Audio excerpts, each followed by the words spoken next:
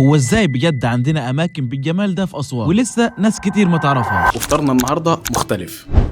كنت سامع كتير عن كومبو الفطار اللي بيعملوه هنا، فقلت اصحى بدري يوم كده واروح اجربه بنفسي. واحنا النهارده في روستيكا، وده كافيه وبيكري، واول ما تدخل تحس انك دخلت قطعه من باريس، لان شكل المكان كلاسيك وهادي وشيك بطريقه مريحه. فلو بتحب الاماكن المختلفه اعمل سيف للفيديو ده، وما تنساش اللايك بتاعك ومنشن لصاحبك اللي دايما بتخرجوا مع بعض. والكافيه معمول دورين، وفي ركن مخصص لاعياد الميلاد، ولو معك اطفال ففي كيدز اريا، وكمان عندهم العاب تتلعب مع الشله، يعني خروجه متكامله في مكان واحد. وخليني اتكلم عن اهم حاجه وهي القهوه، وبدون مبالغه عندهم احلى قهوه ممكن تشربها. ده غير كمان عندهم القهوه المختصه، ومع الاجواء الشتويه فالمكان ده مثالي جدا لافطار مختلف. وعاملين اوفر جميل، الكرواسون الحادق مع كابتشينو ب 120 جنيه بس، والكرواسون فريش كده وسخن ومع الحشو عجبني جدا. وانا بصراحه ما اكتفتش لحد كده، جبت الكرواسون ساده وغرقته كده في الكابتشينو وعشت تجربه المزاج. كمان المكان هادي وفي واي فاي، وتقدر تذاكر وتخلص شغلك وتقعد باللاب مع قهوتك المختصه وديزرت على مزاجك. فجربت السينابون من غير مبالغه، ما كنتش متخيل انها تطلع بالحلاوه دي. وكمان لو بتحب التصوير فالمكان مناسب جدا، وبجد ده من الاماكن اللي اكيد هرجع لها تاني. موجود في مول فيرست، وبس كده.